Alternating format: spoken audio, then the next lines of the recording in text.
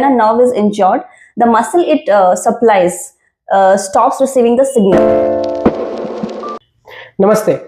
Welcome to another episode of Myth vs Fact from Sakshyam Physiotherapy. And today we are going to bust some myth on nerve injuries. So let's clear the doubts from our expert neurophysiotherapist. So the first myth is once the nerve is damaged, it cannot be regenerated. No, actually nerve regeneration is possible. Nerves can regenerate, but the process is very slow. But with proper neuro rehab, we can restore the movement and function. The second myth is surgery and medications are the only options available after any kind of nerve injury. Not true. So physiotherapy and rehabilitation plays a very important role after any nerve injury because it helps the nerve and muscles. It again retrains them to work properly together. And the third myth is, so if the improvement doesn't happen quickly just after the injury or the nerve injury, so there will be no improvement in future.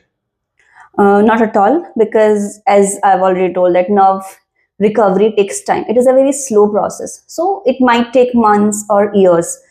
So that is why consistent rehabilitation and guided exercises play a very important role in nerve recovery.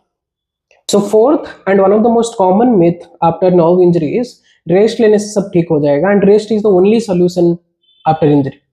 Okay, so short rest just after the injury is okay, but taking rest for a long period of time leads to it slows the recovery process. So when a nerve is injured, the muscle it supplies stops receiving the signal, which again leads to muscle weakness, muscle stiffness, and on a long run, it also forgets the movement it does. That is why neuro rehabilitation is very much important to prevent muscle stiffness, to prevent muscle wasting, and to also restore and maintain joint mobility and muscle functions. So the fifth and the last myth for today, once the sensation is lost after the nerve injury, it will never come back.